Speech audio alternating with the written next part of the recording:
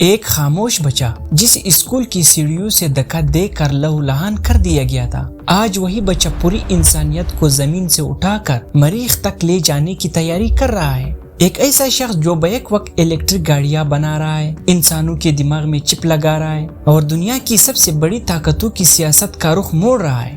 جی ہاں، ہم بات کر رہے ہیں اس دور کے آئرن مین ایلان مسک کی۔ کہانی شروع ہوتی ہے 28 جون 1971 کو جنوبی افریقہ کے دارالحکومت پریٹوریا میں ایک بچہ پیدا ہوتا ہے۔ والدین نے ان کا نام ایلان مسک رکھا۔ کسی کو معلوم نہیں تھا کہ یہ بچہ بڑا ہو کر دنیا کا امیر ترین شخص بنے گا۔ بظاہر ایلان مسک کے والد ایک انجینئر اور والدہ ایک ماڈل تھی، لیکن ایلان کا بچپن کسی ڈراؤنے خواب سے کم نہیں تھا۔ والدین کی طلاق اور اسکول میں ہونے والی شدید غنڈہ گردی، ایک بار تو انہیں لڑکوں نے اتنا مارا کہ انہیں سانس لینے میں دشواری ہونے لگی۔ اس ذہنی تکلیف نے انہیں کتابوں اور کمپیوٹرز کی دنیا میں دھکیل دیا۔ یہ ان کی ذہانت ہی تھی کہ صرف 12 سال کی عمر میں انہوں نے بلاسٹر نامی گیم بنا کر اسے $500 میں فروخت کیا۔ لیکن وہ افریقہ کی لازمی فوجی سروس سے بچنے کے لیے کینیڈا منتقل ہو گئے اور اپنی والدہ کے ذریعے کینیڈین شہرت حاصل کی۔ پھر وہاں سے نکل کر وہ امریکہ آئے۔ ایلان نے پینسلوینیا یونیورسٹی سے فزکس اور اکنامکس کی ڈگریاں لی،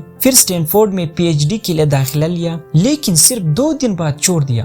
آخر کیوں؟ کیونکہ وہ انٹرنیٹ کے بڑھتے ہوئے رجحان کو جانتے تھے، اسی لیے وہ اس موقع کو ہاتھ سے جانے نہیں دینا چاہتے تھے۔ 1995 میں ایلان نے اپنے بھائی کمبل مسک کے ساتھ مل کر زپ2 بنائی۔ 1999 میں کمپک نے زپ2 کو تقریباً $307 ملین میں خریدا، جس سے ایلان مسک کو $22 ملین ملے، اور پھر اپنی کمائی سے X.com کی بنیاد رکھی، جو بعد میں پے پال بنی۔ جب 2002 میں ای بے نے پے پال کو $1.5 بلین میں خریدا تو ایلان مسک سب سے بڑے شیئر ہولڈر کے طور پر اس فروخت سے تقریباً $165 ملین حاصل کر کے ایک بڑی شخصیت بن کر ابھرے۔ یہاں عام انسان ریٹائرڈ ہو جاتا ہے، لیکن مسک نے اپنی ساری دولت 3 دیوانہ وار خوابوں پر لگا دی: انٹرنیٹ، کلین انرجی اور سپیس۔ لوگوں نے سوچا کہ وہ پاگل ہے، لیکن 2002 میں انہوں نے سپیس ایکس کی بنیاد رکھی تاکہ انسانوں کو مریخ پر بسایا جا سکے۔ 2008 کا سال ایلان کی زندگی کا بدترین سال تھا۔ سپیس ایکس کے پہلے 3 راکٹ فضا میں پڑ چکے تھے، ٹیسلا دیوالیہ ہونے کے قریب تھی، مسک کے پاس آخری راکٹ کے پیسے بچے تھے۔ اگر چوتھا راکٹ فیل ہوتا تو اسپیس ایکس ہمیشہ کے لیے بند ہو جاتی۔ آخر کار اسپیس ایکس نے تاریخ رقم کی، چوتھا راکٹ کامیاب ہوا اور دنیا نے دیکھا کہ ناممکن کچھ بھی نہیں۔ دوسری طرف مسک ٹیسلا میں شامل ہوئے۔ اگرچہ انہوں نے ٹیسلا کی بنیاد نہیں رکھی تھی، لیکن 2004 میں وہ سب سے بڑے سرمایہ کار کے طور پر اس میں شامل ہوئے اور 2008 میں اس کے CEO بن گئے۔ صرف CEO بننا اہم نہیں تھا، بلکہ مسک نے اپنی جیب سے آخری پیسہ لگا کر کمپنی کو دیوالیہ ہونے سے بچایا تھا اور اسے دنیا کی سب سے بڑی کار کمپنی بنا دیا۔ الیکٹرک گاڑیوں کے ساتھ ساتھ اب وہ آپٹیمس روبوٹس کے ذریعے لیبر انڈسٹری کو بدلنے جا رہے ہیں۔ مسک یہی نہیں رکے، دماغ کو کمپیوٹر سے جوڑنے کے لیے نیورو لنک، یہ ٹیکنالوجی نابینا افراد کو دیکھنے اور مفلوج لوگوں کو صرف سوچ کے ذریعے موبائل استعمال کرنے کے قابل بنا رہی ہے۔ ٹریفک کے حل کے لیے دی بورنگ کمپنی، جو زمین کے نیچے سرنگوں کا جال بچھا رہی ہے، اور پھر 2022 میں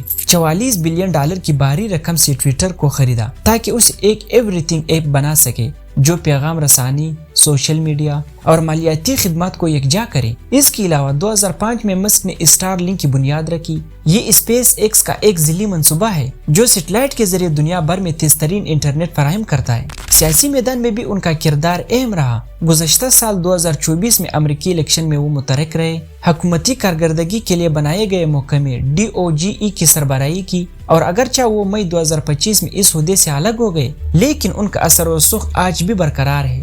آج نومبر 2025 تک ایلان مسک دنیا کے امیر ترین شخص ہے۔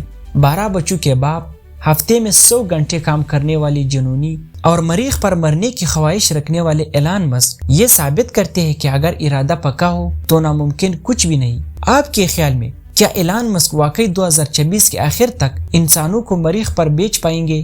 اپنی رائے کا اظہار کمنٹ سیکشن میں ضرور کریں۔ ایسی ہی شاندار کہانیوں کے لیے دی ویلتھی سٹوری کو سبسکرائب کرنا نہ بھولیں۔ ملتے ہیں اگلی ویڈیو میں۔